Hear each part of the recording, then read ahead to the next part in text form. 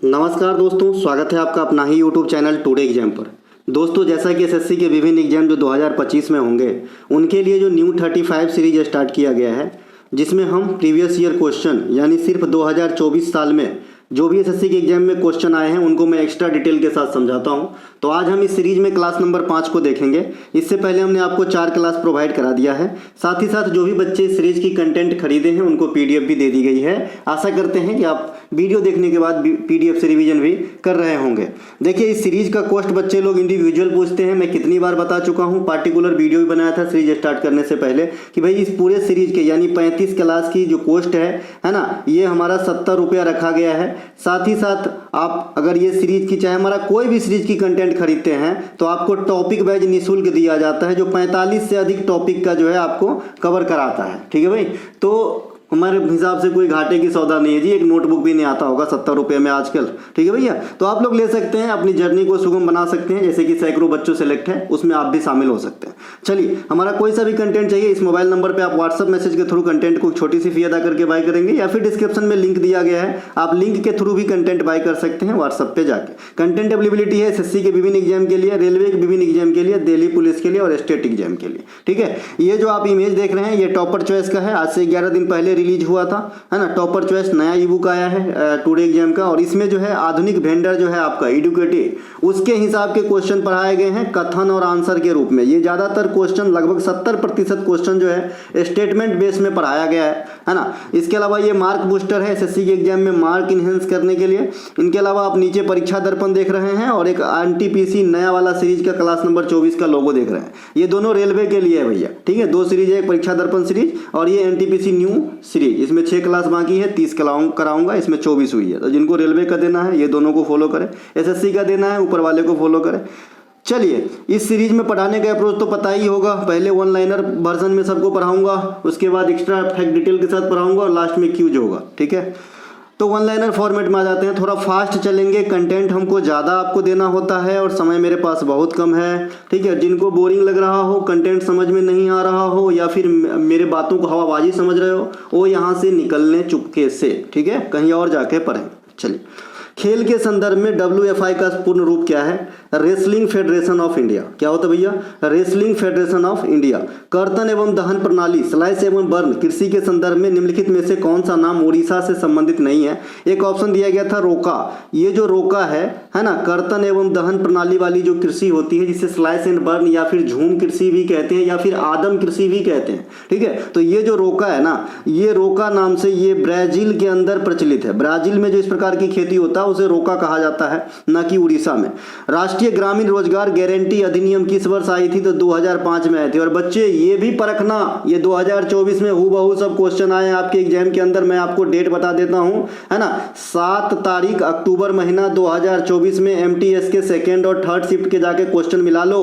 हूबहू यहाँ पे मैं लिखा हूँ वही एक्सप्लेन करूंगा। और ये परखना जो बच्चे पहले से पढ़े हो मुझसे कि एक भी ऐसा क्वेश्चन है जो मैं पहले नहीं पढ़ा रखा था एग्जाम से पहले। ठीक है भाई, परखना इस बात को, इस बात से भी पता चलेगा कुछ तो शायद। निम्नलिखित में से किस अधिनियम के तहत वैरेन हैंगस्टस को बंगाल का गवर्नर जनरल नियुक्त किया गया था? 1773 के रेगुलेटिंग एक्ट। इससे पहले बंगाल में सिर्फ गवर्नर हुआ करता था, फिर गवर्नर जनरल हुआ वैरेन हैंगस्टस, फिर देश स्तर पे गवर्नर जनरल हुआ और फिर वायसराय हुआ। आयोडीन की कमी से कौन सी रोग होती है? घेंघा। बहुत ही लल्लू क्वेश्चन। निम्नलिखित में से कौन सा विकल्प लगून का उदाहरण नहीं है? ऐसा एक नैनीताल ऑप्शन में दिया गया था। लगून क्या होता है जगह पे समझाऊंगा। प्रधानमंत्री स्वनिधि योजना शहरी पथ विक्रेता ... अवधि के लिए 10,000 तक की कार्यशील पूंजी ऋण प्राप्त करने की पात्र हैं, 1 वर्ष के अंदर चुकाना होता है। वर्ष 2024 के अनुसार यांगटोंगु पैटर्न किस राज्य में जो है उप मुख्यमंत्री के पदभार संभाले थे? नागालैंड। हम सभी राज्य के उप मुख्यमंत्री को देखेंगे। सकल घरेलू उत्पाद का प्राकलन करते समय सिर्फ अंतिम वस्तु पे ही ध्यान दिया जाता है ना, इसके अलावा मध्यवर्ती वस्तु पे ध्यान नहीं दिया जाता है। क्यों? क्योंकि दोहरी गणना की समस्या होती है, पहले क्लास में समझे थे। निम्नलिखित में से किस विकल्प में केवल सदिश राशि है? तो वेग, बल, संवेग ये सब सदिश राशि है। क्या होता है आगे जानेंगे। भारतीय संविधान में सरकार में अर्धसंघीय मॉडल कहाँ से लिया गया है? कनाडा से लिया गया है। रामपुर सहसवान घराने के संस्थापक कौन है? उस्ताद इनायत खान हुसैन साहब थे। किस अनुच्छेद के अनुसार संघ के अधीन किसी भी पद पे जो भी सरकारी कार्य है उसमें आपको अफसरों की समानता दिया जाता है? अनुच्छेद 16 में। WPL IPL से संबंधित एक ऑप्शन के रूप में कथन आया था, इसको मैं क्वेश्चन आया था, मैं इसको अलग रूप में एक्सप्लेन करूंगा। दप्पू लोक नृत्य किस राज्य से संबंधित है? आंध्र प्रदेश से संबंधित है। ये जो आप मतलब गहरा कलर में देख रहे हैं या फिर ऐसा जो है बैक मतलब अलग कलर दिख रहा होगा या कलर किया हुआ पाग है, इसको मैं एक्सप्लेन नहीं करूंगा क्योंकि इसी सीरीज में पिछले क्लास में कर चुका हूँ। ठीक है, तो दयानंद सरस्वती के द्वारा कौन सी सामाजिक संगठन की स्थापना की गई थी? आर्य समाज। अवरक किस प्रकार के खनिज है? आध्यात्मिक तत्व है। गंगोई कुंड चोलपुरम मंदिर किसने बनाया था? राजेंद्र चोला ने। मिर्गी इपिलेप्सी एक प्रकार का विकार है, किसको प्रभावित करता है? तो मस्तिष्क के कोशिकाओं को प्रभावित करता है। साइना नेहवाल की ऑटोबायोग्राफी प्लेइंग टू विन है। नागालैंड में सेक्रेनी महोत्सव कौन महीना में? फरवरी में। हॉर्नबिल में दिसंबर में। अभी बताया था 3-4 दिन पहले, इसीलिए कलर्ड है, इसे नहीं बताऊंगा। महाबलीपुरम की शोर मंदिर का निर्माण मर्दमन ने करवाए थे, कौन वंश के थे? पल्लव वंश के। भारत छोड़ो आंदोलन कब स्टार्ट होता है? 42 में। बहुआयामी इंडेक्स जो नीति आयोग द्वारा जारी किया गया था, पहली बार 21 में और दूसरी बार 30 में, और इसका भी डाटा पिछले 3 क्लास में अच्छे से बता दिया हूं। भारत के संविधान में कौन से अनुच्छेद केंद्र सरकार से संसदीय स्वरूप का प्रावधान करता है? तो 74 और 75 जो मंत्रिपरिषद से संबंधित है। निम्नलिखित में से कमरे के टेम्परेचर पर द्रव अवस्था में पाए जाने वाली धातु तो पारा होता है, अधातु ब्रोमीन होता है। मैत्रक वंश की स्थापना भारत में कौन भाग में हुआ था? तो पश्चिम भाग में हुआ था। निम्नलिखित में से कौन सा भारत का पहला क्षेत्रीय ग्रामीण बैंक था? तो प्रथमा बैंक भारत का पहला क्षेत्रीय ग्रामीण बैंक हुआ करता था 1975 में। भारत के लिए किस अनुच्छेद में 11वीं मौलिक कर्तव्य के पूरक चीज को रखा गया है? तो आर्टिकल 20A में, क्योंकि ये दोनों पूरक है, शिक्षा से संबंधित है। एक मौलिक अधिकार में है 21A में और 51A के में, ये भी शिक्षा से है लेकिन वो मौलिक कर्तव्य में है। सरीसृप का अपवाद लेकिन 4 कक्ष वाला किसमें होता है? तो मगरमच्छ में। सरीसृप है अपवाद स्वरूप, उसमें 4 चैम्बर वाला हार्ट पाया जाता है, क्योंकि सरीसृप में सिर्फ 3 चैम्बर वाला हार्ट पाया जाता है। ये जो आप लाल काला में देख रहे हैं, इसको मैं अलग से एक क्लास लूंगा कि हाल फिलहाल में जो पद्म अवार्ड है वो किसको किस क्षेत्र में दिया गया है, इसीलिए मैं सीधे आगे बढ़ता हूँ। किसी व्यक्ति का विकास अवरुद्ध हो गया है, प्रोटीन की कमी हो सकती है। कौन सी फसल खरीफ की है? अभी पढ़ाया था। कौन सा नृत्य पूर्वी भारत में छऊ मतलब झारखंड, पश्चिम बंगाल और उड़ीसा तीनों जगह होता है? तो छऊ। इन तीनों को एक्सप्लेन नहीं करने वाला क्योंकि इसी सीरीज में कर दिया है ना। इसके अलावा सम्राट चौधरी है ना किस राज्य के उप मुख्यमंत्री बने थे? तो ये बिहार के हैं। इनमें से कौन सा पुरस्कार मध्य प्रदेश का सरकार नहीं देता है? ऑप्शन में टैगोर रत्न था, ये संगीत नाटक अकादमी के द्वारा दिया जाता है। इनमें से कौन सी पुस्तक भीष्म साहनी की आत्मकथा है? आज का अतीत, जिसके तमस्वी प्रचलित किताब हैं। भारतीय संविधान के प्रारूप समिति, इसको भी मैं एक्सप्लेन नहीं करूंगा, भीमराव अम्बेडकर साहब थे। इनके अलावा निम्नलिखित में से किस विजयनगर साम्राज्य के सुलभ राजवंश की स्थापना की? नरसिंह देव राय ने किए थे। पहले गणतंत्र दिवस के चीफ गेस्ट थे डॉक्टर सुकर्नो, इंडोनेशिया के। प्रधानमंत्री मुद्रा योजना की लिमिटेशन से एक क्वेश्चन आया था, आगे पढ़ेंगे। आधुनिक ग्रीष्मकालीन में भारत का पहला प्रतिनिधि किसने किया था ओलंपिक में? नॉर्मन प्रिजार्ड 1900 ईस्वी, और ये ओलंपिक हुआ था आपका पेरिस के अंदर। ठीक है, और इनके द्वारा 2 पदक दोनों जो है सिल्वर जीता गया था। ठीक है भाई। इसके अलावा वल्लभी नागर शैली में मंदिरों का बेस कैसा होता है? तो आयताकार होता है। तो ये थे आपके वन लाइनर फॉर्मेट में। अब अच्छे से अगर आपने सुन लिया है तो मजा आएगा आपको एक्स्ट्रा फैक्ट के साथ समझने में। चलिए शुरू करते हैं प्रभु श्री हरि विष्णु का नाम लेकर के। पहला जो है, राष्ट्रीय ग्रामीण रोजगार गारंटी अधिनियम किस वर्ष पारित किया गया था? भैया देखिए, अधिनियम कहेगा नरेगा वाला, तो आपको 2005 आंसर मारना है ना। नरेगा की स्थापना कब हुई पूछेगा तो आपको 2006 आंसर मारना है। या फिर ये जो 2005 में राष्ट्रीय ग्रामीण रोजगार गारंटी अधिनियम आया, तो ये लागू कब हुआ? अगर इस प्रकार से अगर आपसे पूछे तो 6 आंसर करना है। या फिर नरेगा कब बना तो 6 आंसर, लेकिन अधिनियम कब आया तो 5 आंसर करना है। ठीक है मेरे भाई। लेकिन यही नरेगा का नाम बदल के मनरेगा कब हो गया? तो आप कहेंगे कि 2009 में हो गया ना। 2009 में जो है महात्मा गांधी शब्द इनके पीछे जुड़ जाते हैं और नरेगा मनरेगा में कन्वर्ट हो जाता है। इस अधिनियम का क्या उद्देश्य है कि भाई ग्रामीण क्षेत्रों में आजीविका सुरक्षा प्रदान करना, जिसके तहत प्रत्येक ग्रामीण परिवारों को है ना 100 दिन की रोजगार गारंटी दिया जाता है। मतलब 100 दिन का जो है मनरेगा के तहत 100 दिन का कार्य ग्रामीण इलाके इलाके में हर साल दिया जाता है एक वित्तीय वर्ष के अंदर। अगर आपसे कोई पूछ ले कि भाई मनरेगा के तहत वर्तमान समय में प्रति व्यक्ति जो वेजेज है, जो मजदूरी है, वो सबसे ज़्यादा कौन सा स्टेट देता है, तो आप कहना हरियाणा देता है। हरियाणा जो है ये सबसे ज़्यादा जो है वेजेज देता है, लगभग 400 रुपये के करीब देते हैं। और सबसे कम छत्तीसगढ़ देता है शायद, हाँ सबसे कम छत्तीसगढ़ ही देता है। ठीक है मेरे भाई, ये ध्यान रखना। इसमें फिक्स नहीं होते हैं कि भाई अगर पंजाब में 328 रुपये प्रति दिहाड़ी मिल रहा है तो जरूरी नहीं है कि बिहार में 328 रुपया मिलेगा, कम ज़्यादा हो सकता है। तो इसीलिए बता रहा हूँ कि सबसे ज़्यादा जो है हरियाणा देते हैं। नेक्स्ट क्वेश्चन है, प्रधानमंत्री मुद्रा योजना के तहत वर्ष 2024 तक लगभग कितने करोड़ से अधिक लाभार्थी ऋण प्राप्त कर चुके हैं। VVI कर लेना है इसको जो है VVI कर लेना है, क्योंकि ये PIB का रिपोर्ट है। अब PIB का रिपोर्ट रहेगा तो एग्जाम में आएगा, समझे। तो ये 43 करोड़ से अधिक है ना, 43 करोड़ से अधिक। अगर फरवरी 2025 में भी PIB एक प्रकार का इस प्रकार की रिपोर्ट जारी किया था, तो अगर वहां से पूछा जाता है तो मोर देन 52 CR कर लेना, मोर देन 52 CR फरवरी 2025 के अनुसार। और अगर आपका वर्ष 2024 के अनुसार पूछता है तो 43 करोड़ आपको आंसर करना है। ठीक है, क्या प्रधानमंत्री मुद्रा योजना के तहत जो लाभार्थी है, जिन्होंने ऋण लिए हैं। ठीक है मेरे भाई। अब मुद्रा का फुल फॉर्म भी पूछा जाता है। मुद्रा का फुल फॉर्म क्या होता है? अच्छा लगे तो लाइक करना यार, बहुत डिमोटिवेट हो गया हूँ अब, मतलब एक्चुअली मैं खुद से हार रहा हूँ। हार इसलिए नहीं रहा हूँ कि आप लोग देखने रहो, जो देख रहे हो है ना वो पूरा देखो, तुम सफल हो जाओगे। मैंने आपको बताया है कि जिस दिन मुझे लगेगा कि मैं किसी से कम या कम वैल्यू के कंटेंट पढ़ा रहा हूँ, उस दिन पढ़ाना छोड़ दूंगा, क्योंकि आपको पता है मेरा पेशा नहीं है, ये मेरा पेशा नहीं है। ये सिर्फ मैं इसलिए पढ़ाता हूँ कि भाई कल्याण हो रही है ना लोगों को मेरे वजह से, तो होने दो ना, है ना, तो उसका फायदा उठा लो, है ना। नहीं तो इसकी अगर प्रैक्टिकल करना है तो एक दोस्त आपका कोई रमेश होगा, उसको दिला देना इंडिया में 2099 का क्लास किसी का GK GS का, और तुम फ्री वाला पढ़ लेना, लेकिन ईमानदारी से शेयर मत करना उनको। देखना तुम पास होंगे, रमेश नहीं, रमेश भी पास हो सकता है लेकिन तुम भी पास होगे। ठीक है भाई, इस बात की पूरी गारंटी है। ठीक है, चलिए।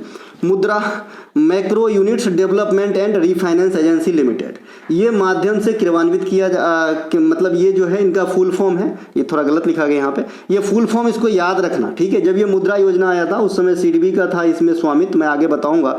मुद्रा योजना की शुरुआत वित्त मंत्रालय के द्वारा 2015 में किया गया था। प्रमुख उद्देश्य क्या है कि सूक्ष्म लघु और कुटीर उद्यमियों को, मतलब छोटे छोटे जो व्यवसायी हैं उनको ऋण प्रदान करना, ताकि स्वरोजगार को बढ़ावा मिले, है ना, स्वरोजगार को बढ़ावा मिले। मुद्रा ऋण अब तक जो है 3 श्रेणी में दिए जाते थे, लेकिन जो पिछला बजट का घोषणा हुआ तो उसमें क्या हुआ कि इसकी एक और श्रेणी का जो है इजाद कर दिया गया। तो पहले शिशु श्रेणी, किशोर श्रेणी और तरुण श्रेणी में दिया जाता था, अब तरुण प्लस भी कर दिया गया है। ठीक है, अब समझते हैं कि ये श्रेणी में कितना कितना लोन आपको मिलेगा। अगर आप शिशु कैडर में लोन उठाना चाहते हैं, बहुत छोटा बिजनेस करना चाहते हैं, तो आपको जो है 50,000 तक का लोन ले सकते हैं आप। किशोर कैडर में जाएंगे तो मैक्सिमम 5 लाख तक का मिलेगा।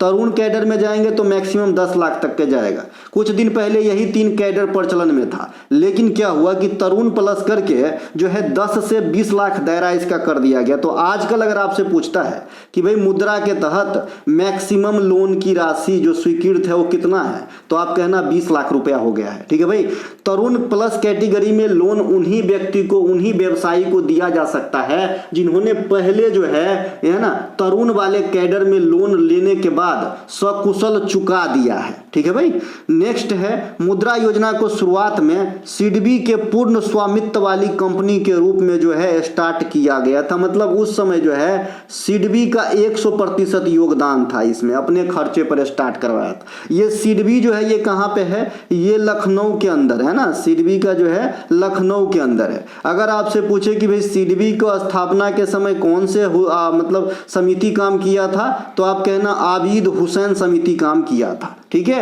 CDB मुख्यालय लखनऊ आबिद हुसैन समिति के अनुशंसा पे स्टार्ट किया गया था या बसाया गया था। नेक्स्ट है पहले गणतंत्र दिवस के चीफ गेस्ट, तो ये है डॉक्टर सुकर्णो। ये डॉक्टर सुकर्णो कहाँ के हैं भैया, ये है इंडोनेशिया के। ठीक है, 74वां गणतंत्र दिवस 23 में अतिथि रहे थे अब्दुल फतह अल सीसी, ये कहाँ के थे, तो मिस्र के राष्ट्रपति थे, है ना। इसके अलावा 75वां इजिप्ट इसे ही बोलते हैं, इजिप्ट भी आप बोल सकते हो, कहीं कहीं लिखा भी रहता है मिस्र को इजिप्ट, ठीक है। 75वां गणतंत्र दिवस 2024 का चीफ गेस्ट फ्रांस के राष्ट्रपति इमैनुअल मैक्रोन साहब थे।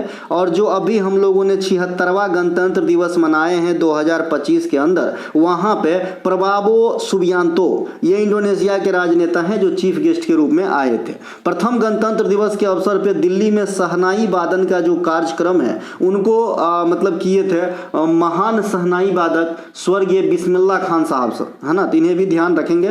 बिस्मिल्लाह खान साहब को 2001 में भारत रत्न प्राप्त हुआ था लता मंगेशकर जी के साथ, इन्हें भी ध्यान रखेंगे, है ना। 15 अगस्त 1947 को दिल्ली में जब हमारा देश आज़ाद हो गया तो सबसे पहले आप सभी को पता होना चाहिए कि आज़ादी के जो दिवस होती है, स्वतंत्रता दिवस, उस पर प्रधानमंत्री झंडा तोलन का कार्य लाल किला में करते हैं। आज जो गणतंत्र दिवस होता है वहाँ पे, है ना, जो पहले राजपथ था, कर्तव्य पथ है, वहाँ पे प्रेसिडेंट साहब यानी राष्ट्रपति झंडा का मेन अधिकारी होते हैं, ठीक है भाई। तो 15 अगस्त 1947 में जब स्वतंत्र हुआ देश, तो उस समय जवाहरलाल नेहरू झंडा फहराए थे लाल किला में। लाल किला में भी कई प्रकार के गेट है, तो आपको आंसर देना है कि लाहौरी गेट से झंडा फहराए थे। वहाँ पे लाहौरी गेट भी है, कश्मीरी गेट भी है इत्यादि। नेक्स्ट है, निम्नलिखित में से किस विजयनगर साम्राज्य में सुलभ राजवंश की स्थापना की थी? सुलभ राजवंश, देखिए विजयनगर साम्राज्य में 4 गो जो है आपका होता है। सबसे पहले स्टार्ट होता है 1336 में, विजयनगर साम्राज्य में आ जाता है जी संगम वंश। कौन आता है भैया? संगम वंश आता है। इसके बाद कौन आता है? सुलभ वंश आता है ना, सुलुवा वंश आता है नरसिंह राय के द्वारा। फिर कौन आता है भैया? तुलुवा, वीर नरसिंह के द्वारा। और फिर कौन आता है? अरबिदु, तिरुमल के द्वारा, है ना, अरबिदु वंश। तो ये 4 वंश आपके विजयनगर साम्राज्य के हैं। चारों का फाउंडर ही ज्यादातर पूछे जाते हैं। आइए समझते हैं। 1336 में विजयनगर साम्राज्य की स्थापना होता है किसके द्वारा? हरिहर एवं बुक्का के द्वारा। फिर इस साम्राज्य का पहला वंश कौन होता है? संगम वंश। और संगम वंश के फाउंडर कौन होते हैं? हरिहर प्रथम, ठीक है। अब यहाँ पे देखिए संगम वंश, इसके फाउंडर कौन है भैया? हरिहर प्रथम। सुलभ वंश कौन है? नरसिंह देव राय। तुलुभ वंश कौन है? नरसिंह तुलुभ। अरबिदु वंश कौन है? तिरुमला, ठीक है। अरबिदु वंश का एक और मेन शासक हुआ श्रीरंग, है ना, इसका नाम है श्रीरंगा, ठीक है भैया। श्रीरंगा जो है अरबिदु वंश के शासक हुए, इन्हें भी ध्यान रखेंगे, ठीक है। और देखिए ये चारों वंश के फाउंडर तो आपको जरूर ध्यान रखना है। और इसके अलावा अगर इस पूरे मतलब विजयनगर साम्राज्य यानी साम्राज्य से एक बात याद रखनी है तो वो है कृष्णदेव राय का जो भी उपलब्धि है उनको याद रखना है। यहाँ से काम तभी बनती है, ठीक है। पहले समझते हैं विजयनगर साम्राज्य का उत्थान। तो हमने समझ लिया कि 4 वंश आए, चारों को फाउंडर समझ लिए। अब इसे याद करने के तरीके हैं, क्योंकि कभी कभी इसे अरेंज करने का भी पूछ लेता है। देखिए सबसे पहले आपको संगम याद रखना है। अब देखिए सुलभ में क्या आएगा? पहला अक्षर एस मतलब सेकेंड। तुलुभ में क्या आएगा? टी, तो ये क्या हो जाएगा भैया? थर्ड। और लास्ट में आपको अरबिदु करना है, ठीक है भैया। इसके अलावा विजयनगर साम्राज्य का जो पतन है, ये तालीकोटा का युद्ध 1565 माना जाता है कि भाई इसी युद्ध के बाद जो है विजयनगर साम्राज्य छिटफुट हो गया, यहीं से स्टार्ट हो गई इनका पतन, डिक्लाइन, ठीक है। देखिए जो तालीकोटा का युद्ध है इसे राक्षसी तंगड़ी का युद्ध भी कहा जाता है। तो कभी कभी एग्जाम में तालीकोटा का युद्ध न लिखकर राक्षसी तंगड़ी का युद्ध लिख देते हैं, ठीक है। अब देखिए यहाँ से एक चीज पूछे जाने वाली है जो आज तक पूछा नहीं गया है, लेकिन आप टुडे एग्जाम पे हो तो पहले मैं सोचूंगा, बाद में एग्जामिनर सोचेगा, ठीक है। तो राक्षसी टंगड़ी का जो युद्ध है, उस समय विजयनगर साम्राज्य का शासक कौन था? तो कहना है कि सदाशिवराव था। ऑब्वियसली लास्ट वंश होगा, मतलब अरबिदु वंश का होगा, ठीक है। इसके अलावा लेकिन युद्ध में नेतृत्व कौन किए थे? तो भैया राम राय ने किया था। ये दोनों बात अच्छे से याद रख लेना। विजयनगर विरोधी गुट में कौन कौन शामिल थे? आपने सुना होगा कि जो 5 गो गुट था, है ना, उस समय जो 5 मिली भगत, जैसे महागठबंधन अलायंस कहते हैं, ठीक है। तो भाई यहाँ पे विजयनगर में जो है अहमदनगर, बीजापुर, गोलकुंडा और बीदर, ये सभी के सभी विजयनगर के विरोध में शामिल तो हुए थे गुट बनाकर, लेकिन यहाँ पे बरार शामिल नहीं होता है। इस पॉइंट को भी ध्यान देना।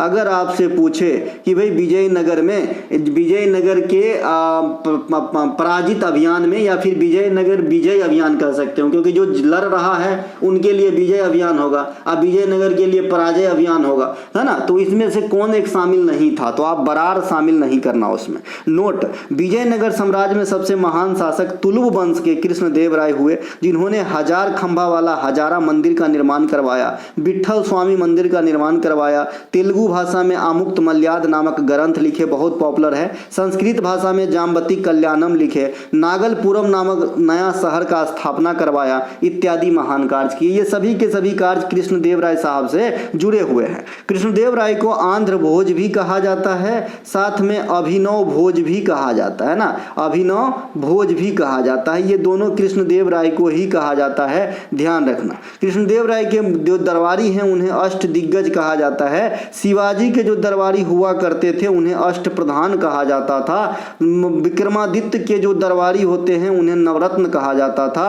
अकबर के जो दरबारी होते थे उन्हें भी नवरत्न कहा जाता था। ठीक है, नेक्स्ट पॉइंट क्वेश्चन है, कर्तन एवं दहन प्रणाली स्लाइस एंड बर्न कृषि के संदर्भ में निम्नलिखित में से कौन सा नाम यूरोसा से संबंधित नहीं है? तो रोका। रोका जो है ये ब्राजील में कर्तन एवं दहन कृषि प्रणाली को कहा जाता है। मैक्सिको और मध्य अमेरिका में मिल्पा के नाम से जानते हैं, वेनेजुएला में कोनुकू के नाम से जानते हैं, ब्राजील में रोका, मध्य अफ्रीका में मसोल के नाम से जाना जाता है स्लाइस एंड बर्न कृषि या आदिम कृषि या झूमिंग कृषि को। ठीक है, इंडोनेशिया में इसे लादांग कहते हैं, वियतनाम में इसे रे कहते हैं। ठीक है, भारत में स्लाइस एवं बर्न कृषि जो है ये ज्यादातर पॉपुलर है आपके नॉर्थ ईस्ट में, जहां पे कई राज्य में इसे कॉमनली इकट्ठा नाम झूम कृषि नाम दे दिया गया है। जैसे आप असम में जाएंगे, मेघालय में जाएंगे, नागालैंड में जाएंगे, मिजोरम में जाएंगे, यहाँ पे इकट्ठे इसे झूमिंग कृषि कहा जाता है। इस प्रकार की कृषि में बड़े बड़े खेत नहीं होते हैं। इस प्रकार की खेती में जो है, इस प्रकार की जो खेती है ये उन जगहों पे, उन ढलान वाली जगह पे किया जाता है जहाँ पे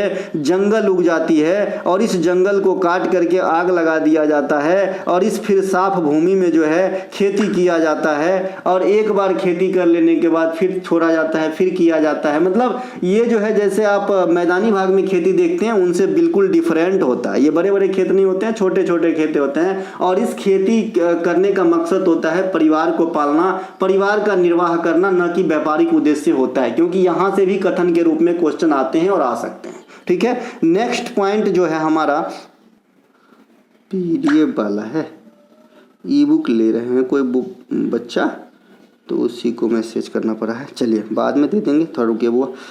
मध्य प्रदेश में बेवर एवं दहिया, ठीक है, आंध्र प्रदेश में इसे पोंडू कहा जाता है, ओडिशा में इसे पम्मी या दवी कहा जाता है, कोमान या सेदा भी कहा जाता है। तो उड़ीसा में एक से अधिक नाम है, इसीलिए यह क्वेश्चन बना दिया था एग्जामिनर। ठीक है मेरे भाई, यहाँ पे रोका डाल दिया था जो ब्राजील से सीधे कनेक्ट कर दिया था उड़ीसा को। पश्चिमी घाट में इसे कुमारी के नाम से जानते हैं, दक्षिणी पूर्वी राजस्थान में बलरा या बल्टरा के नाम से जानते हैं, हिमालयन बेल्ट जो भी है वहाँ पे इसे खिल के नाम से जानते हैं, झारखंड में इसे कुरुबा के नाम से जानते हैं, मणिपुर में इसे पमलू के नाम से जानते हैं, छत्तीसगढ़ के बस्तर इत्यादि क्षेत्र और साथ ही साथ जो अंडमान निकोबार है वहाँ पर भी इसे दीपा के नाम से जानते हैं। तो ये है भैया स्लाइस एंड बर्न कृषि। जैसे जैसे जगह चेंज होता है नाम चेंज हो जाता है, ठीक उसी प्रकार से जैसे मकर संक्रांति और हैप्पी न्यू ईयर का इंडिया में नाम बदल जाता है। अगला है हमारा, निम्नलिखित में से किस अधिनियम के तहत वैरेन हैंगस्टस को गवर्नर जनरल बंगाल का बनाया गया था? 1773 के रेगुलेटिंग एक्ट का। पहले कहीं तो इस पॉइंट को मैं मिस किया हूं, मैंने कमेंट पिन भी कर दिया था किसी वीडियो में, है ना, कि भाई यहाँ पे जो है मिस किया था मैंने। 1773 रेगुलेटिंग एक्ट जो है लीटन के समय लिख दिया था, जो सरासर गलत है। मैंने कमेंट पिन किया था और पीडीएफ में जो है सुधार करके दिया था। हो जाती है गलती, मैं इंसान हूँ। 1773 रेगुलेटिंग एक्ट भारत में बंगाल के गवर्नर को अब बंगाल का गवर्नर जनरल कहा जाने लगा। इसके अनुसार वैरेन हैंगस्टस को बंगाल का गवर्नर जनरल बनाया गया था। वैरेन हैंगस्टस के समय ही 1774 में कोलकाता के फोर्ट विलियम परिसर में, कभी कभी ये भी पूछा जाता है ये फोर्ट विलियम कॉलेज कहाँ पे है और इसको कौन एस्टैब्लिश किया था। ठीक है भाई, तो फोर्ट विलियम कोलकाता में है और यहाँ पे एक सुप्रीम कोर्ट इंडिया में सबसे पहले बना। ये 4 सदस्य था, 1+3 के रेशियो, मतलब एक चीफ जस्टिस हुआ करते थे और 3 गो अन्य जस्टिस हुआ करते थे। चार्टर अधिनियम 1833, इस अधिनियम के तहत क्या हुआ कि जो पहले बंगाल का गवर्नर जनरल होता था अब पूरे देश स्तर पे गवर्नर जनरल होने लगे, यानी इंडिया का गवर्नर जनरल। ठीक है भाई, तो इस अधिनियम को हम संत हेलेना अधिनियम भी कहते हैं। बंगाल के गवर्नर गवर्नर जनरल को भारत के गवर्नर जनरल के रूप में बना दिए गए और पहला भारत का गवर्नर जनरल बना विलियम बेंटिक, है ना। लॉर्ड कहना इन्हें ठीक नहीं मुझे लगता, इसीलिए यहाँ लिखा जरूर है लेकिन मैंने कहा नहीं, है ना। पिट्स इंडिया एक्ट 1784, है ना। 1773 में आए रेगुलेटिंग एक्ट में जो भी मतलब कमियां रह गई थी अंग्रेज के हिसाब से, क्योंकि ये सब चीज हमारे हिसाब से नहीं होता था, अंग्रेज के हिसाब से जो भी कमियां रह गई थी उनको दूर करने के लिए 1784 में एक पिट्स इंडिया एक्ट लाया गया था। पिट्स इंडिया एक्ट को एक्ट ऑफ सेटलमेंट के नाम से जानते हैं, इन्हें इस बात को ध्यान रखना। साथ ही साथ पिट्स इंडिया एक्ट में ही बोर्ड ऑफ कंट्रोल की भी स्थापना होती है, इस बात को भी ध्यान रख लेना, ठीक है भाई। भारत सरकार अधिनियम 1858 ये काफी इंपॉर्टेंट है क्योंकि यहां से शासन करने की जो व्यवस्था है इंडिया पे वही चेंज हो जाता है, पूरा पार्शियली नहीं, टोटली, ठीक है भाई। ये क्या होती है कि इससे एक ही साल पहले 1857 का सिपाही गदर आपको याद होगा, उसमें क्या होता है कि हम अलग अलग जगह से जो है अंग्रेज के खिलाफ लड़ते हैं, अलग अलग हमारे जो स्वतंत्रता सेनानी थे उनके नेतृत्व में हम काफी हद तक जीत भी गए रहते हैं, लेकिन अंततः हमें हार का सामना करना पड़ता है। लेकिन अंग्रेज का जो बुढ़िया बिस्तर है वो डोल जाता है, उनको लगता है कि भाई आज ये यहाँ तक पहुंचा, कल तो हमें खदेड़ के भगा देंगे, तो इससे अच्छा कुछ कानून में बदलाव किया जाए। और तब आता है भारत सरकार अधिनियम 1858 और इस अधिनियम के तहत अब इंडिया का जो शासन है वो ईस्ट इंडिया कंपनी के द्वारा शासित न होकर के अब ब्रिटेन से चलाया जाएगा, ब्रिटिश क्राउन के अंतर्गत हस्तांतरित हो गया। तो इसी अधिनियम में जो पहले गवर्नर जनरल हुआ करता था अब गवर्नर जनरल को जो है ना प्रमोट कर दिया गया वायसराय में, और इस प्रकार पहला वायसराय बना कैनिंग, है ना, जो 1857 के विद्रोह के समय गवर्नर जनरल भी थे, ठीक है भैया। आई होप आपको अच्छा लग रहा है तो लाइक कर देना मेरे दोस्त, है ना। नोट, भारत का अंतिम वायसराय सी राजा गोपालाचारी, भारत का प्रथम अंग्रेज वायसराय माउंटबेटन, भारत का प्रथम भारतीय वायसराय सी राजा गोपालाचारी। अब 2 बार क्यों लिखे हैं सर? क्योंकि जो एक ही भारतीय है वो वायसराय बना, उसके बाद हमारा अपना सिस्टम चलने लगा, है ना। तो सी राजा गोपालाचारी प्रथम भारतीय भी है और अंतिम भारतीय वायसराय भी है। अंतिम अंग्रेज वायसराय कहेगा तो माउंटबेटन, और आजादी के बाद का प्रथम वायसराय कहेगा तो सी राजा गोपालाचारी। मत मार देना, माउंटबेटन ही आंसर करना, क्योंकि जब आजाद हुआ उसके बाद भी हमने वायसराय के तौर पे माउंटबेटन साहब को ही रखा था, ठीक है। बाद में जो पाकिस्तान और इंडिया से पाकिस्तान का जो विभाजन होता है वो माउंटबेटन योजना के थ्रू ही होता है, ठीक है। आयोडीन की कमी में इनमें से कौन सी बीमारी होती है? तो ये घेंगा होती है। अब आयोडीन की कमी से शरीर में ऐसा क्या हो जाता है कि घेंगा रोग हो जाता है? घेंगा में आप देखें होंगे गले के पास ऐसा फूल जाता है, गांव घर में लोग हल्दी चूना लगाते हैं, मैंने खुद ही लगाया है बचपन में, है ना। तो भैया ये जो घेंगा होता है ना, इसमें क्या होता है कि जो थायराइड ग्रंथि हमारे गले के पास होती है, थायराइड ग्रंथि, इसमें विकार उत्पन्न होता है। विकार उत्पन्न क्या होता है कि जो थायराइड ग्रंथि से थायरॉक्सिन नामक हार्मोन निकलती है, इसका स्त्रावन कम हो जाता है। किस कारण? आयोडीन के कमी के कारण। और इससे क्या होता है, इस ग्रंथि में सूजन आ जाती है, फूल जाता है, जिसे क्या कहते हैं? घेंगा कहते हैं, ठीक है। एक आपका क्वेश्चन आता है टिंचर आयोडीन कैसे बनाया जाता है? तो देखिए एथिल एल्कोहल और जल के मिश्रण में जब आप लेस देन 5% आयोडीन डाल देते हो तो वहां पे इस प्रकार के मिश्रण को अपन टिंचर आयोडीन कहेंगे, और इसका इस्तेमाल एंटीसेप्टिक के रूप में किया जाता है, पूतिरोधी के रूप में किया जाता है। पूतिरोधी मतलब होता है जो एंटीबैक्टीरियल हो, एंटी फंगल हो, है ना, मतलब जो भी बीमारी फैलाने वाले घटक है उनको रोकने का जो कार्य करता है उसे पूतिरोधी हिंदी में कहा जाता है, अंग्रेजी में आप एंटीसेप्टिक कहते हो, ठीक है। यहाँ पे मैंने पूतिरोधी का अलग से मीनिंग बता दिया है क्योंकि जो बच्चे इंग्लिश मीडियम में उनको समझ में नहीं आएगा। सबसे बड़ी बात, इस सीरीज की पीडीएफ जो है दोनों लैंग्वेज में अवेलेबल है, आपको जिस लैंग्वेज में सूटेबल हो लेके पढ़ सकते हैं।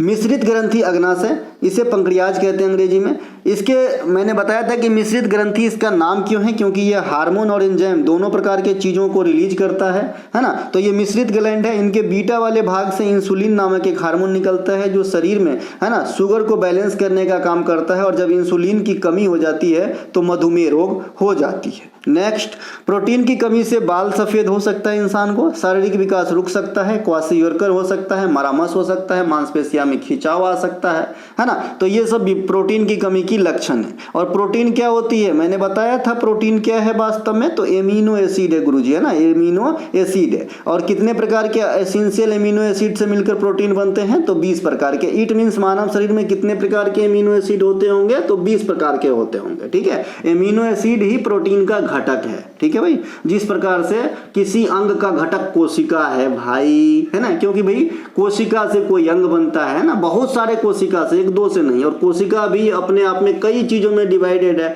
कोशिका में एकदम छोटी सी सूक्ष्म कोशिका में जरा सोच के देखिए, जिसे आप आंख से नहीं देख सकते, उसमें कितने चीज हैं, है ना, उसमें कई प्रकार के चीज होते हैं। न्यूक्लियस है ना, न्यूक्लियस हो गया, माइटोकॉन्ड्रिया हो गया, लाइसोसोम हो गया, राइबोसोम हो गया, इंडोप्लाज्मिक रेटिकुलम हो गया, क्या क्या नहीं होता है। ठीक है भाई, चलते हैं। धान में जिंक के कमी से कौन सी रोग होती है? खैरा रोग होती है। वो खसरा रोग होता है आदमी में, ये खैरा रोग है। पारा विषाक्तता की प्रमुख मिनी माता रोग हो सकता है। पारा की जो अगर पारा का कोई संक्रमण हो जाता है तो उसे मिनी माता रोग हो सकता है।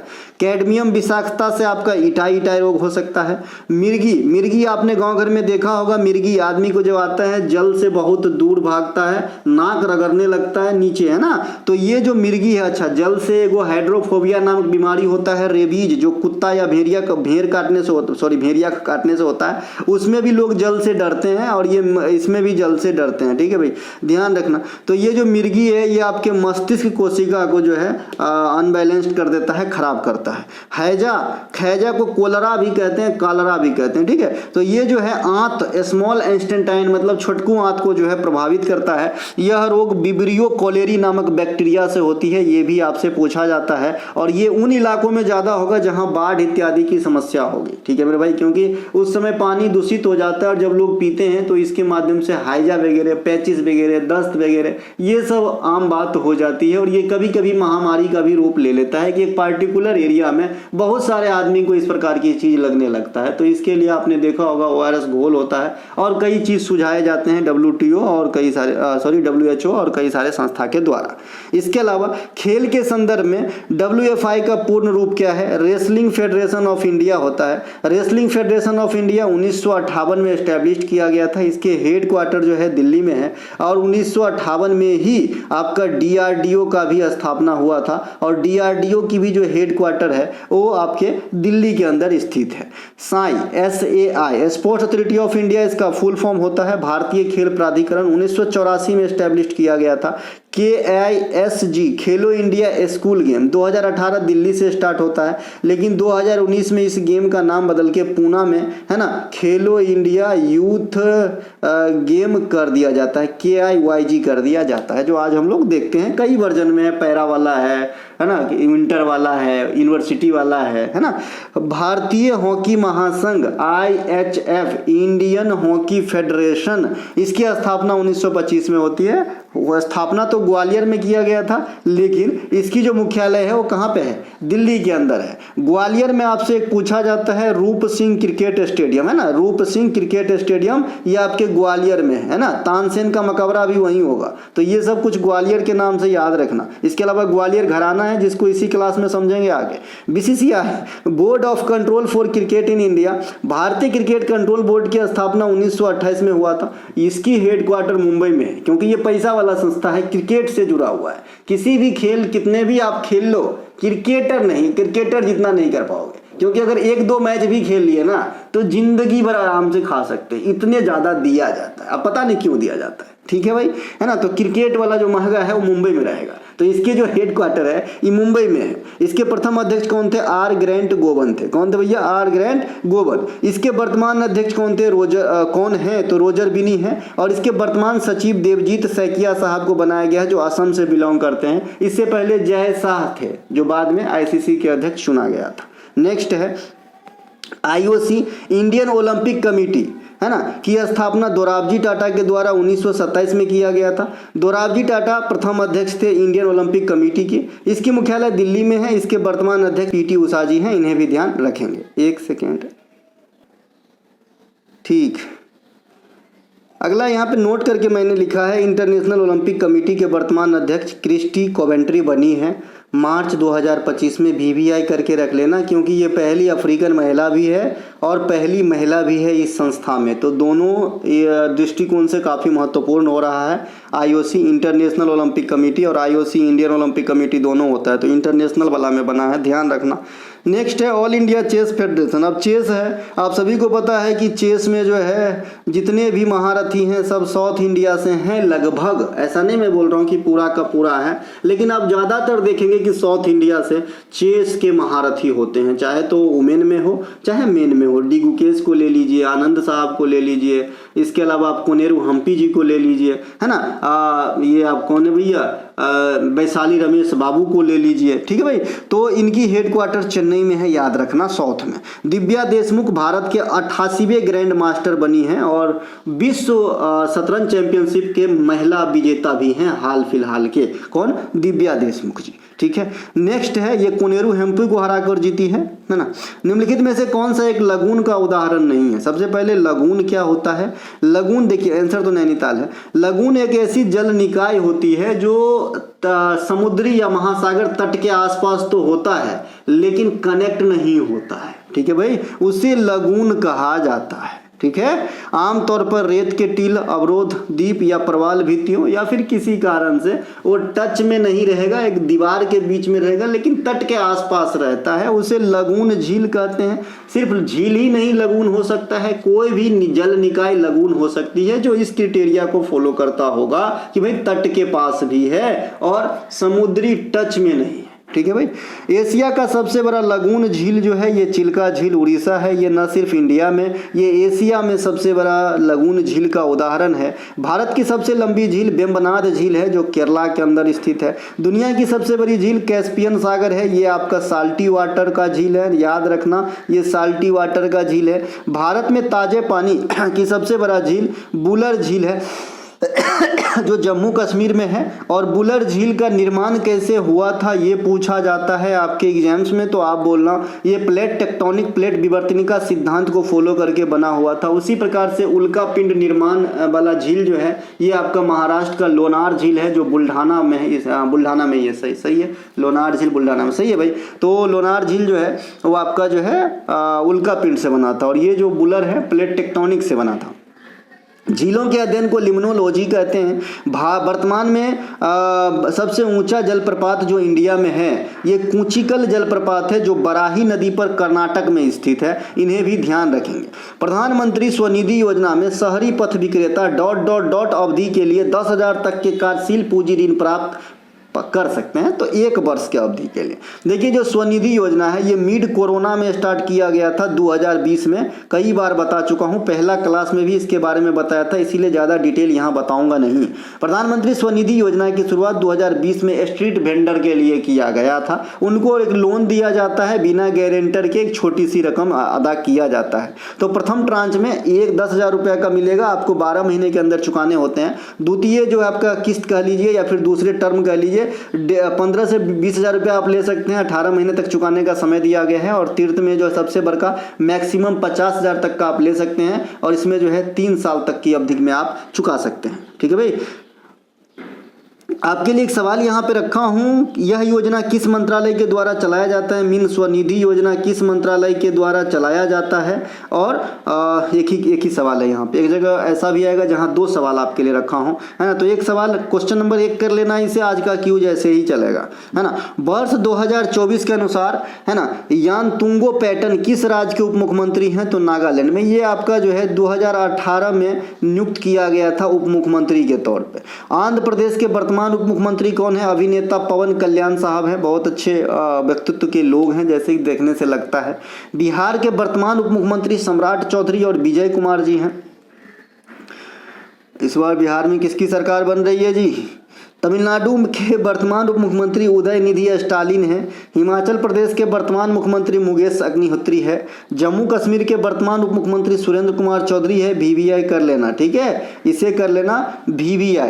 कर्नाटक के वर्तमान उप मुख्यमंत्री DK शिव कुमार है। महाराष्ट्र के वर्तमान उप मुख्यमंत्री एकनाथ शिंदे भी हैं और अजीत पवार भी है। देखिए एकनाथ शिंदे साहब फडणवीस साहब से पहले मुख्यमंत्री थे महाराष्ट्र के, लेकिन जब फडणवीस साहब मुख्यमंत्री बने हैं तो एकनाथ शिंदे और साथ में अजीत पवार साहब दोनों बने हैं आपका क्या? उप मुख्यमंत्री, ठीक है। नागालैंड में एक और उप मुख्यमंत्री 2023 में आया, TR जेलियांग, इन्हें भी ध्यान रखेंगे। उड़ीसा के वर्तमान उप मुख्यमंत्री कनक वर्धन सिंह देव हैं तथा पार्वती परिदा है। नेक्स्ट, सकल घरेलू उत्पाद का प्राकलन करते केवल अंतिम वस्तु को ही लिया जाता है। क्यों? क्योंकि अगर मध्यवर्ती वस्तु को भी ले लें तो भैया क्या होगा, दोहरी गणना की समस्या उत्पन्न हो जाएगी। ये मैं पहले भी बता चुका हूँ, पहला क्लास का पहला क्वेश्चन था जहाँ पे आपको पूरक वस्तु क्या होता है, स्थानापन्न वस्तु क्या होता है, मध्यवर्ती वस्तु क्या होता है, अंतिम वस्तु क्या होता है, गिफिन वस्तु क्या होता है, विलासिता वाला वस्तु क्या होता है ना, वो सभी चीज वहाँ पे बता दिया। जो देखे हो उनको समझ में आएगा। अब जीडीपी क्या होता है? जीडीपी क्या होता है कि किसी भी अर्थव्यवस्था में, भारत के मामले में इंडिया की बात करूंगा तो इंडिया की अर्थव्यवस्था में है ना, एक वित्तीय वर्ष में यानी 1 अप्रैल से लेकर अगले साल के 31 मार्च तक के बीच में उत्पादित सभी वस्तुओं और सेवाओं का अंतिम मौद्रिक मूल्य जो होता है वो क्या होता है, जीडीपी। जीडीपी की गणना करने के लिए मध्यवर्ती वस्तुओं को शामिल नहीं किया जाता है, क्योंकि मध्यवर्ती वस्तु को अगर शामिल किया जाएगा तो दोहरी गणना हो जाएगी। मान लीजिए आपने शक्कर लाया है, शक्कर से मिठाई बनाना है, भैया अगर शक्कर को भी शामिल कर दे और बनने वाला आउटपुट यानी अंतिम वस्तु मिठाई को भी शामिल कर ले तो 2 बार ना शक्कर काउंट हो गया जी। तो इसीलिए जो है मध्यवर्ती वस्तु को शामिल नहीं किया जाता है। एक छोटा सा देहाती एग्जाम्पल देके समझाया हूँ। जीडीपी से अगर आप मूल्यह्रास यानी डिप्रिसिएशन को घटा देंगे तो एनडीपी आपका प्राप्त होगा, नेट डोमेस्टिक प्रोडक्ट। अब ये डिप्रिसिएशन क्या होता है या मूल्यह्रास क्या होता है मैं पहले बता चुका हूँ। मान लीजिए कि 5,000 रुपये का एक आप साइकिल लेते हैं, है ना, 50,000 लिखा गया, चलो ठीक है, 50,000 रुपये का आप एक ऑटोमेटिक साइकिल लेते हैं, ठीक है, और आपको कंपनी बता रहा है कि ये 5 साल तो आपको देखने की जरूरत ही नहीं है, मतलब इट मीन्स ये 10,000 रुपया पर साल इसके जो है रेट हो गए। तो अगर 3 साल के बाद आप इसे बेचना चाहेंगे तो आपको 20,000 ज़्यादा कोई नहीं देगा। तो ये जो घाटा आप सह रहे हैं वो क्या हो गया, डिप्रिसिएशन, मूल्यह्रास, जिसका आपने इस्तेमाल किया है, जो पाल पुर्जे घसे हैं, टूटे हैं, कम हुए हैं, पतला हुए हैं, उस सब के कारण जो वैल्यू घटा उसे मूल्यह्रास कहा जाता है। ठीक है भाई, तो ये मूल्यह्रास है ना। अब आप मोबाइल लेंगे एप्पल का 1,60,000 में, उसको बेचेंगे तो 1,60,000 में कौन लेगा, कोई 50,000 में लेगा। तो ये जो घाटा खा रहे हो क्या है, मूल्यह्रास यूज करने का, है ना। इसके अलावा एनडीपी बराबर क्या होता है कि जब जीडीपी में से आप मूल्यह्रास को घटा देंगे तो एनडीपी निकलता है। अब जीएनपी क्या होता है, जीएनपी अभी आपने देखा जीडीपी, एक second, GNP gross national product, ठीक है भाई, ठीक है भाई, है ना। ये जो मैंने अभी आपको लैंग्वेज में बताया है यही चीज़ यहाँ पे सूत्र में लिखा हुआ है। नेट डोमेस्टिक प्रोडक्ट कैसे निकलेगा कि भाई ग्रॉस डोमेस्टिक प्रोडक्ट में से मूल्यह्रास को हटाएंगे। अब आता है कि जीएनपी ग्रॉस नेशनल प्रोडक्ट, ये क्या होता है, जीडीपी में एक्स को जोड़ते हैं, एम को घटाते हैं। तो एक्स और एम का मीनिंग समझोगे तब ना आपको क्लियर होगा कि क्या बोल रहे हो सर। तो भाई एक्स का मतलब होता है कि भारत के लोग जो विदेश में जाकर कमा रहे हैं, जैसे राम सऊदी अरब में कमा रहा है तो उनके द्वारा कमाया गया धन जीडीपी में जोड़ा जाएगा। और जो जैक है वो इंग्लैंड के हैं और ये जो है बिहार में आके कमा रहा है तो उसका धन घटाया जाएगा। तो यहाँ पे एम जैक है और एक्स जो है ये आपका राम है। ठीक है भाई, देसी आदमी विदेश में जाकर कमाएगा वो जुड़ेगा, विदेशी आदमी जो देश में कमाएगा वो घटेगा जीडीपी में से, तो उसको क्या बोलेंगे, जीएनपी। ठीक है, इसके अलावा एक होता है एनएनपी। अब एनएनपी क्या होता है, अभी आपने जीएनपी समझ लिया है कि भाई क्या होता है, जीडीपी में एक्स जोड़ो एम घटाओ, ठीक है, एक्स एम का वैल्यू समझ लिया। अब जो जीएनपी निकला उसमें भी अगर आप मूल्यह्रास को घटा देंगे तो आपका निकल जाएगा एनएनपी, नेट नेशनल प्रोडक्ट, और किसी देश की राष्ट्रीय आय के आकलन में इसी का इस्तेमाल किया जाता है। ठीक है, इसके अलावा लेकिन अगर साधारण लैंग्वेज में आपसे पूछे कि भाई किसी देश में जो है कोई देश आगे बढ़ रहा है या नहीं, इसका अनुमान प्रारंभिक तौर पे किस अनुसार लगाया जाता है, तो जीडीपी के अनुसार, है ना। तो दोनों बात है, ठीक है भाई, एनएनपी के अनुसार राष्ट्रीय आय कैलकुलेट करते हैं, और किसी देश में आपको अगर ये अनुमान लगाना है कि देश प्रगति कर रहा है कि नहीं तो जीडीपी के अनुसार। निम्नलिखित में से किस विकल्प में केवल सदिश राशि ही है, बल वेग संवेग। सदिश राशि वह भौतिक राशि है जिसमें परिमाण के साथ साथ जो है डायरेक्शन दिशा भी होती है। सदिश राशि के यहाँ पे कुछ उदाहरण दिए हैं और इस क्वेश्चन के साथ सिर्फ सदिश ही पढ़ाऊंगा, दूसरे दिन सिर्फ अदिश ही पढ़ाऊंगा जब कभी और क्वेश्चन आएगा। ठीक है, तो एक वेग होता है ना, बल होता है ना। इसके अलावा संवेग मोमेंटम होता है, त्वरण एक्सेलरेशन होता है, एंगुलर वेलोसिटी कोणीय वेग होता है, एंगुलर मोमेंटम कोणीय संवेग होगा, बल आघूर्ण टर्क होगा। इसके अलावा इलेक्ट्रिक फील्ड होता है, मैग्नेटिक फील्ड होता है, ग्रेविटेशनल फील्ड होता है, करंट डेंसिटी होता है, डिस्प्लेसमेंट करंट होता है, टेंशन होता है, तनाव, है ना। ये सभी के सभी जो है आपका क्या हो जाएगा, ये हो आपका सदिश राशि। ठीक है, इसके अलावा भारतीय संविधान में सरकार के अर्धसंघीय स्वरूप का मॉडल किस देश से लिया गया है? तो कनाडा से। अब अमेरिका से क्या क्या लिया गया है? तो मौलिक अधिकार, न्यायिक पुनरावलोकन, उपराष्ट्रपति का पद, स्वतंत्र न्यायपालिका, राष्ट्रपति प्रणाली के तत्व, बिल ऑफ राइट्स, स्वतंत्र आयोग जैसे चुनाव आयोग इत्यादि। तो ये सब जो देन है ये अमेरिकी के संविधान से लिया गया है।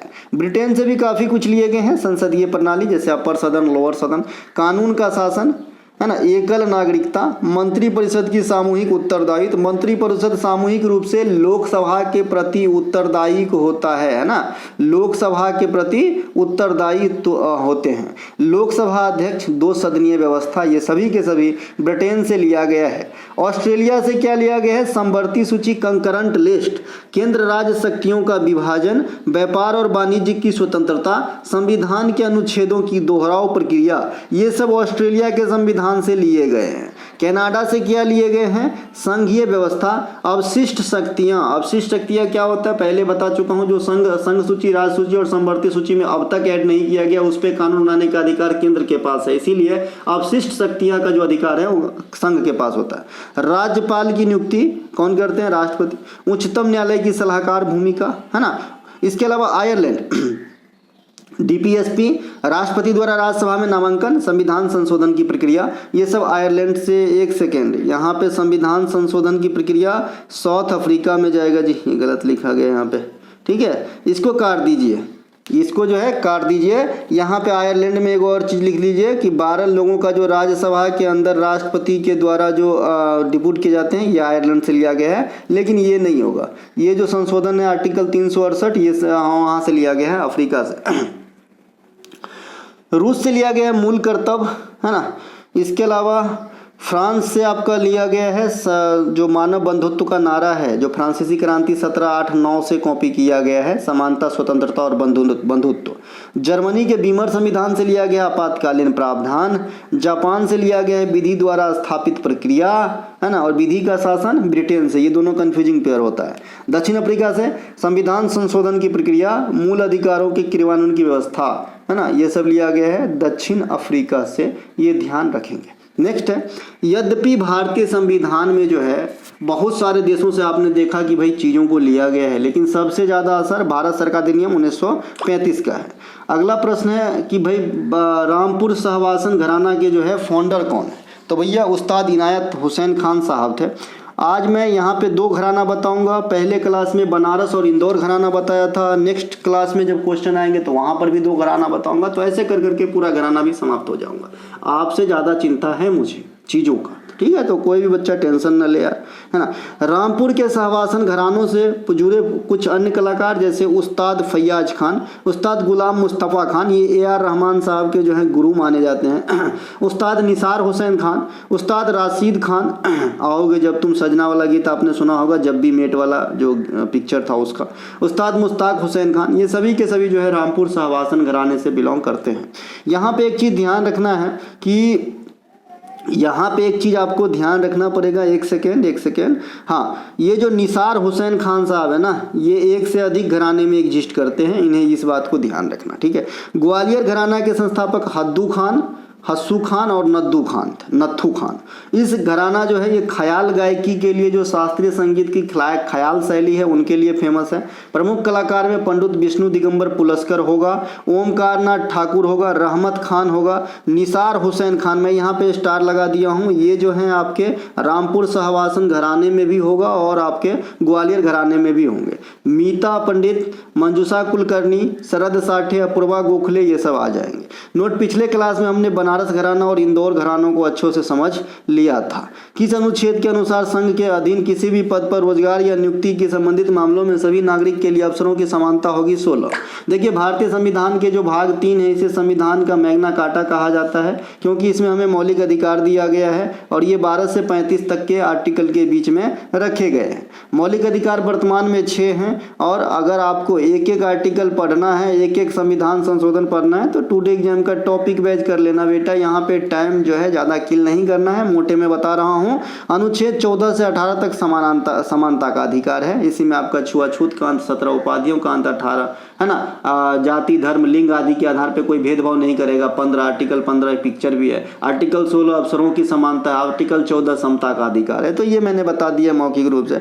19 से 22 आपका हो जाएगा स्वतंत्रता का अधिकार। 19 में 6 प्रकार के अधिकार दिए गए हैं। 20 जो है सजा आदि के मामले में छूट है। 21 को निजता का अधिकार कहते हैं, है ना। इसके अलावा 23 और 24 शोषण के विरुद्ध अधिकार है। 23 जो है आपका बलात् श्रम पे रोक है, मतलब कोई जबरदस्ती आपसे काम नहीं करवा सकता। 24 जो है बाल श्रम पे रोक है, मतलब कोई भी 14 वर्ष से कम उम्र के बच्चे को किसी कल कारखाने में काम पे नहीं रखा जाएगा, ठीक है। इसके अलावा 25 से 28 धार्मिक स्वतंत्रता का अधिकार है। 29 और 30 अल्पसंख्यक हित और 32 जो है संवैधानिक उपचारों का अधिकार है, जिसके अनुसार सुप्रीम कोर्ट रिट जारी करते हैं। आईपीएल 2025 में पर्पल कैप किसे दिया गया है? प्रसिद्ध कृष्णा को। आईपीएल 2025 में ऑरेंज कैप जो सबसे ज्यादा रन बनाते हैं साई सुदर्शन को। आईपीएल 2025 रॉयल चैलेंज बेंगलुरु ने जीता है, किसको हरा के? किंग्स 11 पंजाब को हरा के। फाइनल मैच कहाँ पे हुआ था? तो आपका नरेंद्र मोदी स्टेडियम अहमदाबाद में खेला गया था। आईपीएल में सर्वाधिक शतक बनाने का रिकॉर्ड अब किसके नाम है? तो विराट कोहली के नाम है। सबसे अधिक छक्का लगाने का रिकॉर्ड अभी भी क्रिस गेल यूनिवर्स बॉस के नाम है।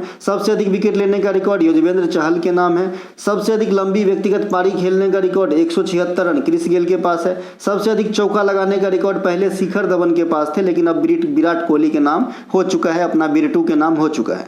आईपीएल के इतिहास में मुंबई इंडियंस और चेन्नई सुपर किंग्स सबसे अधिक 5-5 बार जो है इस टूर्नामेंट को जीते हैं। दप्पू लोक नृत्य किस राज्य से है? तो ये आंध्र प्रदेश से है दप्पू लोक नृत्य। यहाँ से आप मैंने पेपर कटिंग रख दिया है टुडे एग्जाम के टॉपिक वाइज वाले सेक्शन का, तो आप जो है यहाँ से कर लीजिएगा कौन से राज्य में क्या है ना। मैं आगे निकल जाता हूँ। चाहो तो जो बच्चे कंटेंट नहीं लेते हो स्क्रीनशॉट यहाँ से ले सकते हो, एक साथ आपको बहुत रिफाइंड वाला बात मिल जाएगा। अभ्रक किस प्रकार का खनिज का उदाहरण है? आधात्विक खनिज का उदाहरण है।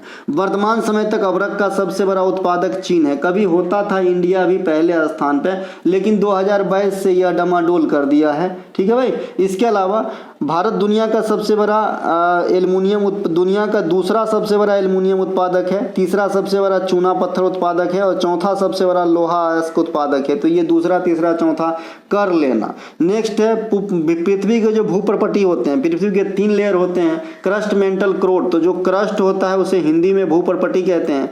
जो मेंटल होते हैं, पागल होते हैं, वो बीच वाले होते हैं। और जो आपका क्रोड होता है ना, क्रोड है ना, उसे गुरुमंडल या निचला भाग कहते हैं पृथ्वी का। ये 3 लेयर है। तो जो भूप्रपटी पे सबसे अधिक पाए जाने वाली तत्व है ऑक्सीजन है। दूसरा सबसे अधिक पाए जाने वाली तत्व आपका सिलिका हो जाएगा। अगर लेकिन धातु में कहेगा कि सबसे अधिक पृथ्वी के क्रस्ट पे कौन पाया जाता है धातु, तो एल्युमिनियम हो जाता है, ठीक है। इसके अलावा दूसरी बात है कि अगर आपसे पूछे कि भाई, है ना, अगर आपसे पूछे कि भाई जो पृथ्वी के गुरुमंडल होते हैं, गुरुमंडल मतलब क्रोड से है यहाँ पे ना, क्रोड को गुरुमंडल भी कहा जाता है। तो यहाँ पे नीफे यानी निकेल और फेरस की बहुलता पाई जाती है, ठीक है भाई। क्या हुआ? 15 से 20 मिनट रुकिए। गंगोईकोंड चोलपुरम के मंदिर किस राजा के द्वारा बनवाया गया था? तो ये राजेंद्र चोला के द्वारा बनवाया गया था। चोल वंश के संस्थापक कौन है? विजयालय। इसकी राजधानी कहाँ थी? तंजावुर। देखिए, लेकिन चोल वंश की आरंभिक राजधानी अगर आपसे पूछे तो उरेयूर आंसर करना है। और यही विजयालय जो है बाद में तंजावुर को जीत करके यहाँ पे अपनी राजधानी को स्थापित करते हैं, ठीक है। यहाँ पे मैंने लिख भी दिया है कि चोल वंश की आरंभिक या प्रारंभिक राजधानी उरेयूर थी, ठीक है। तंजौर अभिलेख से राजराज प्रथम के युद्ध अभियानों का वर्णन मिलता है। राजराज प्रथम श्रीलंका पे आंशिक रूप से यानी पार्शियली आधा अधूरा राधापुर नगर था, वहाँ पे इन्होंने कब्जा किया था। बृहदेश्वर मंदिर का निर्माण राजराज प्रथम चोल के द्वारा ही करवाया जाता है। आपका कहाँ पे है? तमिलनाडु के तंजौर में है। राजेंद्र प्रथम चोल, इन्होंने गंगोईकोंड की उपाधि धारण की थी और इन्होंने ओवरऑल श्रीलंका पे जो है जीत हासिल की थी। संगम काल के 3 वंश हैं, इनके राज्य चिन्ह को याद रखना है। अभी मैंने इसी क्लास में एक संगम वंश पढ़ाया था ना, एक संगम वंश पढ़ाया था, और ये संगम काल है। ये दोनों में उतना ही फर्क है जितना झारखंड और केरला में है, ठीक है भाई। तो दोनों को एक ही मत मिला देना। जो विजयनगर साम्राज्य में पढ़े थे वो संगम एक वंश है, ठीक है। और यहाँ जो हम संगम काल पढ़ते हैं इसमें 3 वंश आता है, चोल, चेर और पांड्या, ठीक है भाई। चोल, चेर और पांड्या आता है, ठीक है। तो इसे अच्छे से समझ लेना। इसके अलावा चेर वंश की राजकीय चिन्ह क्या है? धनुष। चोल वंश की राजकीय चिन्ह क्या है? बाघ। और पांड्य वंश की राजकीय चिन्ह क्या है? तो ये आपका हो जाएगा मछली। तो ये तीनों बात ध्यान रखना। साइना नेहवाल की आत्मकथा का नाम क्या है? Playing to win. क्या है भैया? Playing to win. विटनेस एक किताब अभी लिखा गया है, ये साक्षी मलिक के द्वारा लिखा गया है, रेसलर है। एस अगेंस्ट ओड्स, ये सानिया मिर्जा जी की पुस्तक है। और यहाँ पे ये टुडे एग्जाम वाला जो आपका टॉपिक वाइज सेक्शन है, वहाँ पे खिलाड़ियों की पुस्तक अलग, नेता नेताइन की अलग, इसके अलावा हीरो हीरोइन की अलग, अंतर्राष्ट्रीय कैरेक्टर की अलग, सुपर राइटर की अलग, फेमस राइटर की अलग। तो इस प्रकार से आप मिल जाएंगे, इसका आप स्क्रीनशॉट ले सकते हो। यहाँ से सभी खिलाड़ियों का जो भी आपके एग्जाम में आने लायक पुस्तक होते हैं, इनका नाम आप देख रहे हैं। Playing it way, Sachin Tendulkar 281, VVS Laxman, ace against odds Sania Mirza, a century is not enough Sourav Ganguly, the test of my life Yuvraj Singh, the race of my life Milkha Singh, a shot at history जो है अभिनव बिंद्रा, जिन्होंने पहली बार भारत के लिए व्यक्तिगत गोल्ड जीता था ओलंपिक के अंदर 2008 में। नेक्स्ट है, भारत में संविधान में कौन से अनुच्छेद केंद्र में सरकार के संसदीय स्वरूप का वर्णन करता है? तो 74-75 जो संबंधित है वो मंत्री परिषद से संबंधित है। और मंत्री परिषद का प्रमुख कौन होता है? तो संघ में प्रधानमंत्री और राज्य में मुख्यमंत्री। ठीक है भाई, मंत्री परिषद कौन होता है? जीता हुआ जो पार्टी होते हैं उनका नेता, या उनका नेता कौन होगा? संघ में प्रधानमंत्री होगा और राज्य में कौन होगा? मुख्यमंत्री होगा, है ना। इसके अलावा संघ में कार्यपालिका का प्रधान कौन होते हैं? तो राष्ट्रपति। और राज्यों में कार्यपालिका का प्रधान कौन होते हैं? तो राज्यपाल। लेकिन ये क्या होते हैं? नाम मात्र का। क्या होता है भैया? नाम मात्र का। ठीक है भाई। सरकार के कितने अंग होते हैं? 3। विधायिका, ये क्या करते हैं? कानून बनाने वाले अंग है। जैसे इंडिया के केस में संसद, इसमें लोकसभा राज्यसभा प्रेसिडेंट आ जाएंगे। ठीक है। नेक्स्ट होता है हमारा कार्यपालिका, ये क्या करता है? कानून को लागू करवाता है, इसके माध्यम से कानून लागू होते हैं। इसके लिए चाहिए मंत्रिपरिषद, राष्ट्रपति की अनुमति और कई प्रशासनिक अधिकारी या संस्थाएं। न्यायपालिका क्या होता है? जो वाद विवाद होते हैं उसके निपटारा के लिए न्यायपालिका है। न्यायपालिका के कई फॉर्मेट हैं, सुप्रीम कोर्ट है, हाई कोर्ट है, डिस्ट्रिक्ट कोर्ट है, इत्यादि इत्यादि। यहाँ पे नोट करके एक चीज लिखा हुआ है, संघ में कार्यपालिका का वास्तविक प्रधान प्रधानमंत्री को माना जाता है और राज्य में कार्यपालिका का वास्तविक प्रधान मुख्यमंत्री को माना जाता है। क्योंकि मैंने जब राष्ट्रपति और राज्यपाल बताया तो वहाँ पे नाम मात्र लिख के दिखाया था। इनमें से कौन सा पुरस्कार मध्य प्रदेश का सरकार नहीं देता है? टैगोर रत्न ऑप्शन में था। ये टैगोर रत्न जो है रविन्द्रनाथ टैगोर के 150वीं वर्षगांठ के उपलक्ष्य में संगीत नाटक अकादमी के द्वारा 2011 में दिया गया था। ये कोई फिक्स प्राइज नहीं है कि देना ही देना है, उस साल दिया गया था। संगीत नाटक अकादमी के द्वारा कई प्रकार के प्राइज दिए जाते हैं। इनमें सबसे पहला संगीत नाटक अकादमी पुरस्कार, 1 लाख रुपए की राशि आपको जो है कैश दिया जाएगा। संगीत नाटक फेलोशिप अवार्ड 3 लाख रुपए की राशि कैश दिया जाएगा। उस्ताद बिस्मिल्लाह खां युवा अवार्ड, संगीत नाटक लाइफ टाइम अचीवमेंट अवार्ड। तो ये सब कई प्रकार की जो अवार्ड हैं वो संगीत नाटक अकादमी के द्वारा दिया जाता है। संगीत नाटक अकादमी की स्थापना 1952 में भले होता है, लेकिन इसकी उद्घाटन जो है 1953 में किए जाते हैं, ये बात ध्यान रखना। वर्तमान में संगीत नाटक अकादमी के जो अध्यक्ष हैं वो संध्या पुरेचा जी हैं और ये आपके कहाँ के हैं? महाराष्ट्र के हैं। और इनका ऑक्यूपेशन क्या है? ये भरतनाट्यम नृत्य से जुड़ी हुई फेमस कैरेक्टर है, तो इन्हें भी ध्यान रखेंगे। आपके लिए 2 सवाल यहाँ पे छोड़ता हूँ। किसी भाषा को शास्त्रीय भाषा का दर्जा कौन देता है? दूसरा है संगीत नाटक अकादमी के अनुसार कितने शास्त्रीय नृत्य है? 9 है, 10 है, 8 है, पता नहीं, बताना। 2 क्वेश्चन यहाँ हो गया, एक पहले पूछा था, 3 क्वेश्चन हो गया। आज क्विज का फॉर्मेट यही रहेगा, टोटल 5 क्वेश्चन पूछूंगा। इससे मुझे ये पता चलता है कि बच्चे सीधे घसका के लास्ट में तो नहीं पहुंच जा रहे हैं। ठीक है भाई, क्योंकि होते हैं, है ना। इनमें से कौन सी पुस्तक भीष्म साहनी का आत्मकथा है? आज का अतीत। कौन है भाई? आज का अतीत। भीष्म साहनी के द्वारा लिखा गया पुस्तक में तमस सबसे ज्यादा पूछा जाता है। वांगचू गुलेल का खेल, सूरज का 7वां घोड़ा धर्मवीर भारती के द्वारा लिखा गया था। मैला आंचल फणीश्वर नाथ रेणु जी के द्वारा लिखा गया था। राजयोग, ज्ञान योग, भक्ति योग, कर्म योग, ये सभी के सभी पुस्तक विवेकानंद साहब के द्वारा लिखा गया है। रेत की समाधि गीतांजलि श्री 2022 में इंटरनेशनल बुकर पुरस्कार से नवाजा गया पुस्तक है। हार्ट लैम्प मुश्ताक बानो, इन्हें 2025 के लिए इंटरनेशनल बुकर पुरस्कार दिया गया है। सरीसृप का वह अपवाद जिसे 4 कक्ष वाला हार्ट होता है, मगरमच्छ। देखिए स्तनधारी और पक्षी में 4 चैम्बर वाला हार्ट होगा, 2 आलिंद 2 निलय। मत्स्य वर्ग में 2 चैम्बर वाला हार्ट होगा। सरीसृप और जो उभयचर होता है, एम्फीबियन होता है, उनमें 3 चैम्बर वाला हार्ट पाए जाते हैं। लेकिन जो मगरमच्छ है वो आपके सरीसृप में आ जाते हैं, रेंग के चलते हैं, है ना। लेकिन उसके अंदर जो है 4 चैम्बर वाली हृदय होती है, ये एक्सेप्शनल है, अपवाद है। देखिए एक ऑक्टोपस का नाम आपने सुना होगा, जो मोलस्का फाइलम के प्राणी होते हैं। इसमें 3 हर्ट होते हैं, 1 2 3, है ना। 1 2 टूट जाएगा तो दूसरा तीसरा से काम चलाएगा, भैया ऐसा नहीं, मजाक है ना। तो इसमें 3 हर्ट होते हैं, इसके खून का रंग ब्लू होते हैं, इन्हें ध्यान रखेंगे। निम्नलिखित में से कौन सा भारत का पहला क्षेत्रीय ग्रामीण बैंक था? प्रथमा क्षेत्रीय ग्रामीण बैंक। क्षेत्रीय ग्रामीण बैंक पे कौन कमेटी ने रिपोर्ट दिया था? नरसिम्हा कमेटी। इंडिया के गोवा और सिक्किम में कोई भी क्षेत्रीय बैंक कार्यरत नहीं है। भारत का पहला लघु वित्त बैंक कौन था? Capital small finance bank. इसकी मुख्यालय कहाँ पे है? जालंधर में। इंपीरियल बैंक ऑफ इंडिया को कब फाउंड किया गया था? 1921 में। ये 1955 में क्या बन गया? State bank of India. देश के पहले पेमेंट बैंक कौन से थे? Airtel payment bank. पहले एयरटेल का सिम भी आता था, 1 रुपया में 20 मिनट, रात के 11 बजे से सवेरे 5 बजे तक। इसके अलावा रिजर्व बैंक ऑफ इंडिया जो देश का केंद्रीय बैंक था, इसकी स्थापना 1935 में हुआ था और राष्ट्रीयकरण 1949 में किया गया था। इसकी मुख्यालय आपके कहाँ पे है? मुंबई में है। वर्तमान गवर्नर कौन है? संजय मल्होत्रा साहब जी हैं, शक्तिकांत दास साहब का स्थान लिए थे। अब आपसे अगला क्वेश्चन है, भारत में संविधान में किस अनुच्छेद में 11वीं मौलिक कर्तव्य का पूरक है? आर्टिकल 21A में है।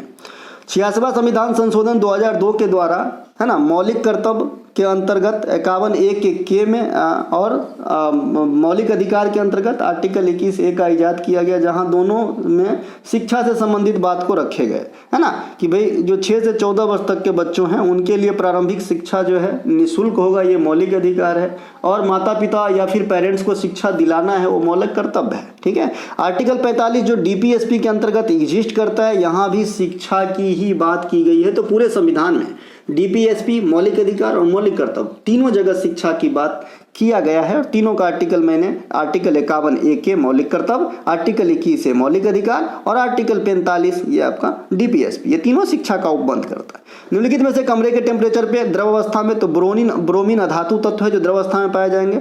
कमरे के टेम्परेचर पे द्रव अवस्था लिक्विड फॉर्मेट में पाए जाने वाली जो मेटल तत्व है वो पारा है। कमरे के टेम्परेचर पे द्रव अवस्था में पाए जाने वाली अधातु ब्रोमीन है। वनस्पति तेल यानी जो भी आपका वनस्पति तेल होती है, डालडा, वनस्पति तेल से जो आप हाइड्रोजनीकरण के फलस्वरूप डालडा वगैरह बनाते हो या कृत्रिम घी बनाते हो, तो उसमें आपको जो है कैटलिस्ट के रूप में यानी उत्प्रेरक के रूप में निकेल का प्रयोग करते हो। ठीक है। अमोनिया के उत्पादन में कैटलिस्ट लोहा होते हैं, लोहा का चूर्ण वर्जन होता है, पिसा हुआ। चाकू से काटने योग्य धातु सोडियम और पोटेशियम होता है। देखिए सोडियम को किरोसिन में डुबा करके रखा जाता है, ठीक है भाई, क्योंकि ये हाईली रिएक्टिव होता है। ठीक है। अगर इसको हवा में रखेंगे ना तो जल पड़ेगा, तो इसे किरोसिन में रखा जाता है। और पानी में जाते ही ये क्या होता है? आग लगा देता है। इसीलिए कई बाबा लोग आपको सोडियम छिड़क के पानी में आग लगाने का काम करते हैं। ठीक है। तो आप भी पढ़ो, लग सकती है पानी में आग, सफल हो सकते हैं, है ना। तो हम मिलेंगे अगले वीडियो में, तब तक के लिए जय हिंद। हमारा कोई सा कंटेंट चाहिए, डिस्क्रिप्शन में लिंक है, लिंक क्लिक करके व्हाट्सएप के थ्रू आप कंटेंट बाय कर सकते हैं और अपने सपने को साकार कर सकते हैं। एक ही रिक्वेस्ट, पढ़िए मन से, और अगर वीडियो कभी स्टार्ट करते हैं हमारा तो अंत तक देखिए। 6 महीना आप अपना मुझे दे दो, मैं आपको सिलेक्शन दूंगा। GK GS के लिहाज से अन्य विषय मैं नहीं पढ़ाता हूँ। चलिए, जय हिंद।